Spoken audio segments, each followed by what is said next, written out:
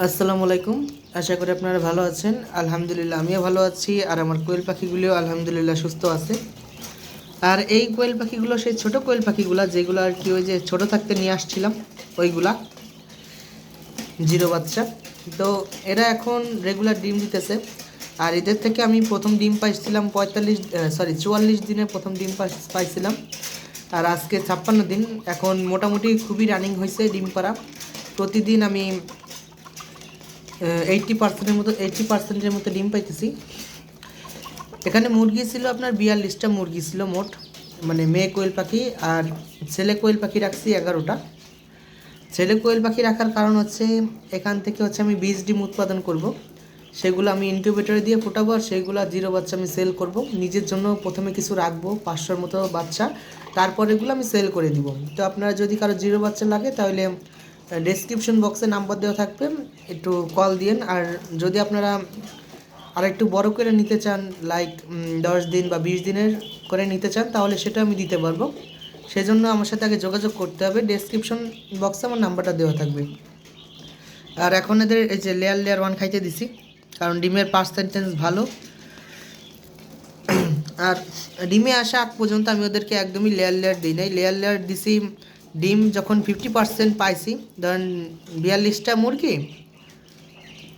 মুরগি যখন আমি 20টা ডিম পাইছি, তখন থেকে আমি লেয়ার 1টা এদের চালু করে দিছি। তার আগে আমি লেয়ার 1 দিই নাই।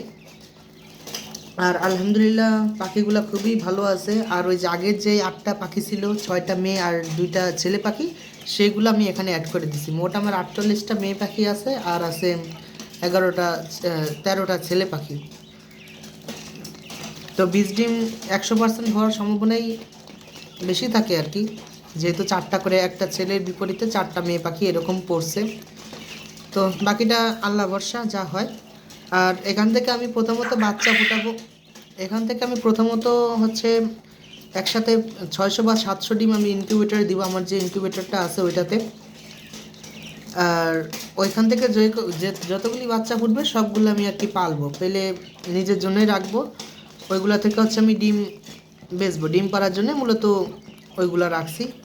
ওই যে দেখেন একটার পায়ে চুড়ি, ওইটা হচ্ছে যে আগের পাখি, এজন্য ওইটার পায়ে চুড়ি দিয়ে রাখছিলাম। ওই যে হয়তো বা খেয়াল করতে পারছেন।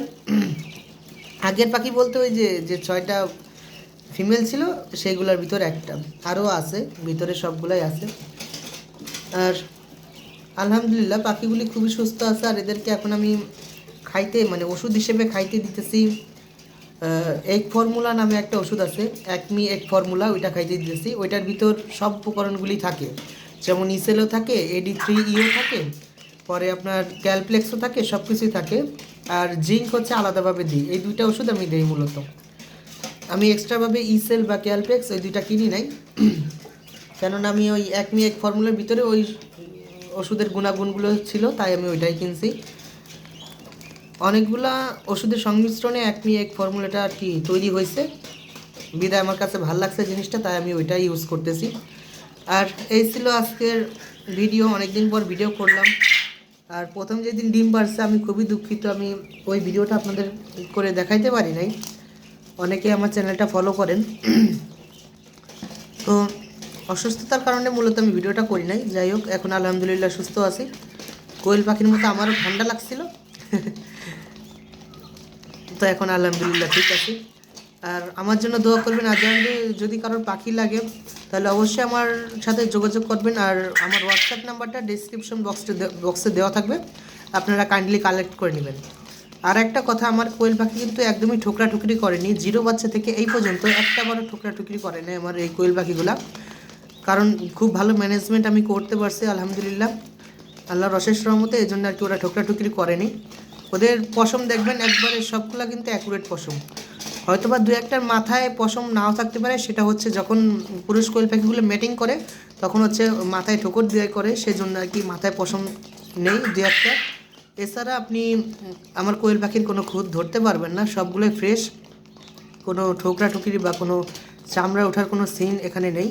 তো যাই হোক, আলহামদুলিল্লাহ আজকের ভিডিও এই পর্যন্তই ছিল। যদি কারোর কিছু জানার থাকে অবশ্যই কমেন্ট করবেন। আর আমার নাম্বারটা ডেসক্রিপশন বক্সে দেওয়া থাকবে, ওইখান থেকে কালেক্ট করবেন। আর যদি কোয়েল পাখি লাগে ইনশাল্লাহ যোগাযোগ করবেন।